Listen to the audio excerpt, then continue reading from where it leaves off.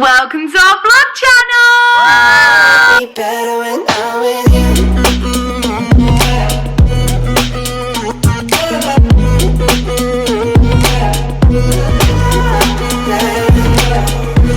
Be better when I'm with you.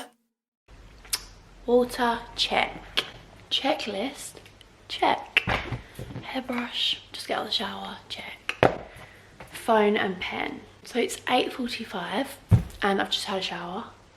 I've been talking about this little life update for a while and everyone's been messaging. I think when we first started YouTube, our channel has transitioned a lot. So if you're one of the subscribers that was here from literally day one, then you would have seen that when we started, we were solely like doing makeup, doing fashion, doing videos together, doing some apart. Now we do literally the opposite. We don't do many makeup videos anymore. We love vlogging. Obviously we've made the vlog channel. We do a lot of challenges and just stuff that you guys want to see. When everyone said that they wanted an update, kind of covering a few topics from me and then one from Elle, by the way, look how real this is. One hand has a full set of gels, one hand has a full set of picked off gels. Oh, one thumb. Cool. Well, the reason we're deciding to put this stuff on the vlog channel, and it's not really a vlog because I guess I see a vlog as when you're holding the camera and you're on the go, you're moving around. This is literally, as you can see, stripped down. I've just got out of the shower. I've not got an ounce of makeup on. Stunning. Nails. And then there's no setup. If you can see the setup, I've got 2 PR boxes and then 1, 2, 3, 4, 5, 6 placemats. So you're yeah, there's no tripod. That's not how it works here. I've angled you like this because the daylight's over there. So here I am today, just me. Should have said that at the beginning, not Elle today. We thought we'd do this separately. It's nice to do this every once in a while. On the vlog channel it is allowed. We don't want to be doing it on the main channel now because we know that like the main channel is, I think this glass has got a hole in it.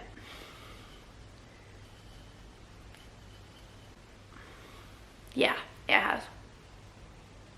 Yeah, the main channel, I don't think it would be right if we put videos on our own. So, you know, the vlog channel's here for some chill vibes, and yeah, it's just gonna be me trying to get my knots out whilst talking about stuff that you guys have been asking about. So first of all, I hope you're all well. If you've subscribed to this channel, thank you so much. The vlog channel is something, honestly, that I personally have wanted to do for years. But Elle, she was a bit more on the fence. Not that she didn't want to do vlogs, but she was like, but the vlogs do really well on our main channel. And I was like, yeah, but we can like make this one so much more chill. Like, this is for the people that don't care about us having glam on, that don't really care if we're being unprofessional, and just being real. So I'd say the biggest question that everyone's asking me to cover is the marathon. So it's actually weird, I'm filming this on the 14th. And I ran the marathon, the full marathon, might I add. Some people actually say to me, they're like, oh, you ran the marathon like the half one. I'm like, no, I ran the marathon, like, you know the marathon, 26 miles, yeah, cool. And yeah, I ran it a month ago today. Yes, I'm actually surprised how many people have said, can you talk about it? So obviously there's different aspects people want me to discuss. I'm gonna try and not ramble your ear off too much because I know some people could not care less about running. So let's start with how it came about. I go to Brighton Marathon every year. The only year I didn't go was last year because it was ELL'S 21st. It always seems to fall on her birthday. So last year was her birthday and then this year was her birthday. My uncle runs marathon every single year. He's just a running addict, like it's a problem. He does a half marathon every weekend and does about 4 full marathons a year. Like, I enjoyed the marathon, but that's not me. So we go with him every year. The atmosphere in Brighton is just unreal anyway. If you've been to Brighton, you'll know there's like, it's just so nice there. Everyone, I feel like everyone's really friendly. It's a nice vibe because it's right next to the beach. I feel like being next to the beach. By the way, everyone always asks about my dressing gowns from Sainsbury's. What was I saying? Brighton, love it. It's so nice, brilliant, great atmosphere. So if you ever get the chance to go to Brighton and watch the marathon, even if you don't know someone running it, I know quite a few people. Sorry, my hair's just feeling really heavy because it's wet. I know people that just go to Brighton Marathon like for the atmosphere, and 100% I'd say go for the atmosphere. So good. And I actually said that I wanted to run the marathon last year, but it was my final year of uni. So my family were like, you're a bit nuts, you know, like you're probably going to be stressed with uni. And I was like, I'll be fine. So I'm glad I didn't do that, because final year of uni, if you go to uni, you'll know, is not a joke. So I decided to sign up the year after. Going back, my uncle always used to run the marathon, Brighton in particular, for the hospice that my granddad used to stay at when he was fighting cancer just before he passed away, which is called the Isabel Hospice. It is a local hospice in Hertfordshire where I live. So he's run Brighton Marathon 5 years in a row. The first year he ever ran it, my granddad was still alive, but he was too poorly to come to watch, so we all went, and then obviously he came home and told my granddad about it, and then from then on Lee's always ran Brighton Marathon. So yeah, it was a no-brainer for me personally that I wanted to run Brighton Marathon. I think people were a little bit shocked that I was doing Brighton, because I'm obviously I'm closer to London. I'm literally 20 minutes from London, so it was a bit weird that I was travelling the opposite direction. Yeah, for me, a no-brainer doing Brighton, because it just had like a lot of memories there. My granddad knew that like Lee done it and everything like that. So I ran the marathon for the Isabel Hospice as well, and yeah, it's a charity very close to my family's heart, and I'll always support them as much as possible. That's what the charity event was for last year. If you came to our charity event last year, thank you so much. Doing the marathon, something I've wanted to do, a bit nuts. Some people don't want to do it, but then I feel like everyone has a little tiny part of them that wants to do the marathon, do you know what I mean? Maybe not, who knows. I think, looking back now, I really underestimated how hard it would be. And that's more for the training. I think when I heard people say the marathon, I was like, can't be that bad, can it? But then the more I was training, I remember my uncle saying to me, like, if it was easy, more people would do it. If it was easy, everyone would do it. Like, there's a reason 1% of the population, yeah, you heard that right. So 1% of the population has run a marathon, which, that's crazy. Like 1%. I'm part of that 1%. Signed up pretty much straight away. I done it straight through a charity. So I done it through the Isabel Hospice. So if you can't really do this for London, because London's so popular. I think Brighton has about half the amount of people that London does. So I done it straight for the charity, which meant I got a place straight away. I'm pretty sure everyone gets a place in Brighton, because it's, yeah, I think it's like 20,000 people do it in comparison to where London's like 40, 50,000. So you have to go through the ballot. I got in straight away, so I know I was doing it. I was a runner at school. I always got selected for the 1500, which in comparison to a marathon is like this far. But I knew in the back of my head, which I think actually wasn't helpful for me. I think I knew, I was almost too confident. I was like, I'll be fine. I don't need to train for ages. People were saying to me like, maybe you should run a bit. So London Marathon last year was the first time, when that finished, I did a run the week after. And that's the first proper run I'd done like since school really. I've done the odd mile here and there. In London Marathon last year, I don't know if you guys remember, it was really hot and a person actually died. I actually thought I should have researched it before this video to say his name, but I can't remember. If I can figure it out, I'll put it on the screen. He actually didn't make it to the end of the marathon. So I think he finished at like 23 miles and sadly lost his life. A lot of people wanted to finish the marathon for him. It was a thing I personally saw on Facebook. Seeing that, loads of us got together. We finished the marathon. So it was like in honour of his life. So I think it was like 3.4 miles we ran. Yes, that was hard. I remember doing that. I've done that with Elle. I've done that with some of her family, with some of my family. And I remember thinking, wow, that wasn't a walk in the park. I thought it would be a walk in the park. I thought it'd be chill. And I finished it and was like, I didn't finish it and then think, you know what, I can do that again. I finished it and thought, wow. That's when it hit me. I was like, I'm gonna have to train. I'm actually gonna have to put some time into this. Oh, I was on the wrong setting the whole time. Hope it's fine, probably is. So skip ahead a little bit. I remember so clearly, I said I'd document it and I'm so annoyed that I didn't. But I'm one of them people that I would have lost the footage. But I remember finishing each like certain amount of miles. I remember so clearly when I done an 8-mile run, probably around August last year, and I finished and I thought my legs were gonna fall off. like 8 miles. I thought my legs were gonna fall off. Marathon's 26 miles, so that would have been an extra 18 miles on top. So then I done my first half marathon in September with Elle. That was good. I done that in 2 hours 20, which wasn't bad, to be fair. I enjoyed it. I did that on my own. Like, me and Elle separated. She done it without headphones. I don't know how she done that. I can't really work that out. I have to do running with music or podcasts actually help a lot. That's another like branch off of running, like how it helped me. But you know what, I'm gonna chuck in little tips and tricks throughout this.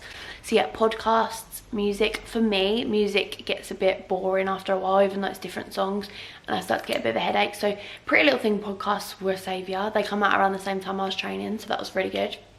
My Jammers, When Life Gives You Melons, that's a good podcast. Someone told me to listen to the Receipts podcast. I never actually got around to listening to that, but yeah, 9 times out of 10 music. I'd start with a bit of music, then go on to a podcast. So like Pretty Little Thing podcasts are like between half an hour 45 minutes, so that is about 4 or 5 miles running. So that, as soon as that's done, you're like, right, I've banged out 5 miles, good, on to the next one. So that's a good way of getting miles in if you're training. And then I kind of had it in my head that like, okay, I can do a half marathon, but I don't know yet. I still finished and thought that and that again. Like I would have to repeat that. It was still, I was like, have I done the right thing? Signing up for the marathon. This is going to be hard. It is honestly not till you train that you realise what a marathon is. 100%. I think people really underestimate it. So then from September, when I done that, I was like, right, I need to get my training in. I only had what, October, November, December, January, February, March, April, 7 months. Realistically, I needed to be training properly 6 months. I'm talking, Lee told me 3 times a week, a long run, a medium run, a short run. Did I do it? No. I think from September to probably December, I was trying to run once a week, probably more like once every 10 days. It was bad, I was slacking. And then when it hit January, I think I like woke up on a different side of my bed. No, that's not it. And I was in a different headspace and I knew I had to train. I still didn't manage, like looking back, I still didn't do as much as I should. I don't think I should have done 3 times a week, but I was doing 2, I'd say. I honestly don't think the marathon was hard. I think the training was hard. I remember doing training and you're on your own, you're isolated, you're looking around like, oh my god, like I have no reason to carry on right now. Like if I stopped and turned around and started walking, no one would know.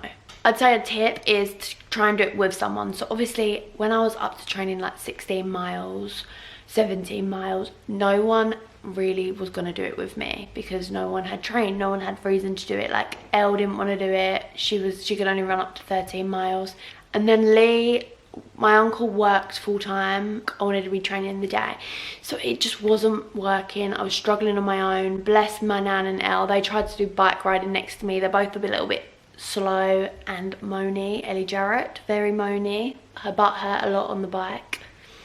So then finally heavens opened and my uncle Lee's girlfriend Alison, she, like, her shift work is kind of like she'll do some evenings, some days. I don't know why I didn't ask her earlier. She loves bike riding, like she loves it. A couple times a week I was driving to her on her days off when she was doing nights, and she, Alison, if you're watching this, was a godsend. Honestly, I don't think I could have done the marathon without her. She could cycle, honestly, till I said stop. So I trained up to 20 miles with her, so I did like, so each week I'd try and up my miles by 2 miles or 1 or 2 miles, but she'd proper push me. Like she put me through my paces, she'd bike with me, but then like we knew we had like little times where I'd be like, no, I'm good, you cycle off, because obviously someone cycling next to the pace of a runner is quite a slow cycle. So I was like, no, you go off for a bit, you go and put some power in, I'm fine, I'm good for a few miles. And then she'd like loop back around and come and check on me. And then the last bit, she'd know that that's where I'd be struggling, so she'd kind of slow up and give me like some motivational speeches. Or it's really helpful if someone's just next to you updating you on their life, because you start to think about their problems. So she'd like just tell me stories, like problems at work, problems here, problems there. So I would just be thinking about that instead of running. And a really important tip that my uncle told me way before I started is think about anything but running when you're running. Like think back to what you did last week and get deep into that thought. So training, I do still think it come quite naturally for me. I did struggle, but I took it quite lightly. I do think if people are coming to me for advice and they've never done running, they weren't really sporty growing up. I was a swimmer growing up, so swimming helps a lot with running and stamina. Training is the hard part of a marathon, 100% the hard part, and it's mental, it's mind over matter. So if I tell myself the night before, or a couple nights before actually, that was better, that I knew I was doing a long run that weekend, so I'd tell myself from like the Wednesday onwards I was doing a 20-mile run or an 18-mile run on the Sunday. So I'd be like, right, you're doing a long run, you're doing a long run, it's gonna be easy, you're doing a long run, you're doing a long run. And then I'd get there and I knew in my head that I was doing a long run. There was this one time when I aimed to do 17 miles, 16, 17 miles, and I hadn't decided till that day that I wanted to do that, and that was stupid. It was stupid of me, stupid. So, because I hadn't psyched myself up that week, and I just sprung it on myself that day, it's like my body was fighting it. I got to 10 miles and I was with Alison, and she was like, what's wrong? And I was like, I can't do it, I can't do it. And I was like, I'm really annoyed with myself, but I shouldn't have been, because there are going to be days when you're going to struggle.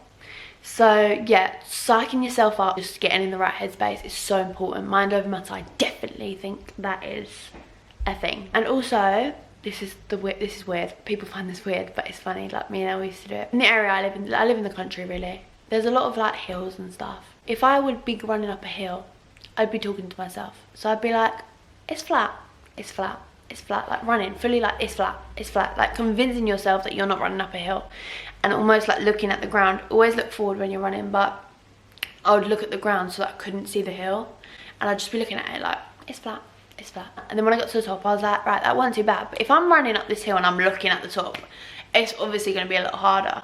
So I come up with just little stupid things, but you've got to do that because you kind of got to distract yourself. The point is, no one is going to make you do the marathon unless you want to do it yourself. If you want to do something, like I said, mind over matter, you will do it. You just need to get yourself in the right headspace, and you need to keep remembering what you're doing it for.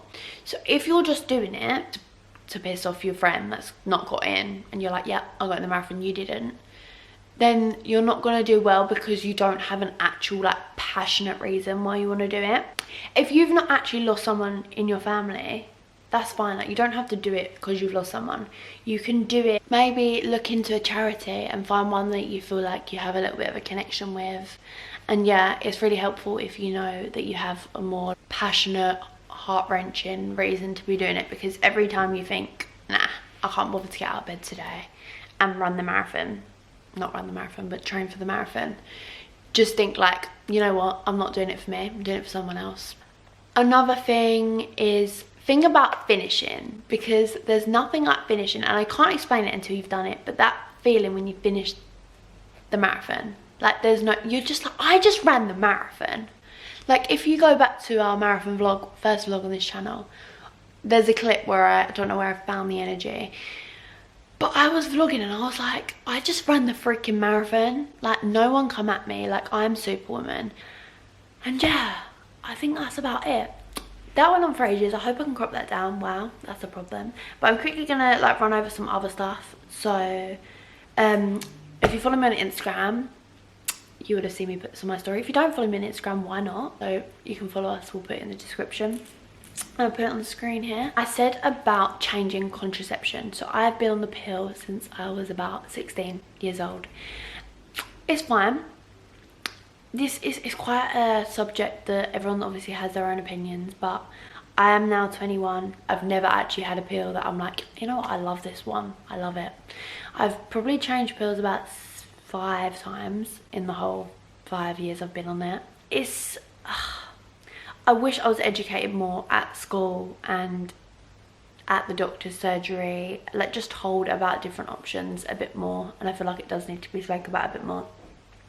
But yeah, cut a long story short, I guess I could do another video going into detail a bit more, but I don't want to make this video an hour long. I'm changing, and I'm booked in a couple of weeks to go to have the copper coil. Now, I put this as my story, and I said like, has anyone come off the pill and gone over to a different thing? And I can't even tell you how many of you guys said about the copper coil. And I honestly didn't know much about it until you guys were telling me, and then I started doing my own research, and then I've been to consultations and stuff. And basically, cut a long story short, the pill is something that goes into your body and lets out hormones. Like, I honestly think I'm a psycho because of the pill. I am excited to come off it and try and remember my old self, because a lot of people said to me, you don't realise how nuts you are until you come off it. And obviously this will be different for everyone, everyone's body's different, but I truly do think it is a personality changer. So imagine I come off it and I'm not seeing it anymore and I quit YouTube. I'm joking, but it's not for me anymore. I don't want to be on it anymore. So I'm going to the copper coil, and the copper coil has no hormones. I don't know why people didn't tell me about this.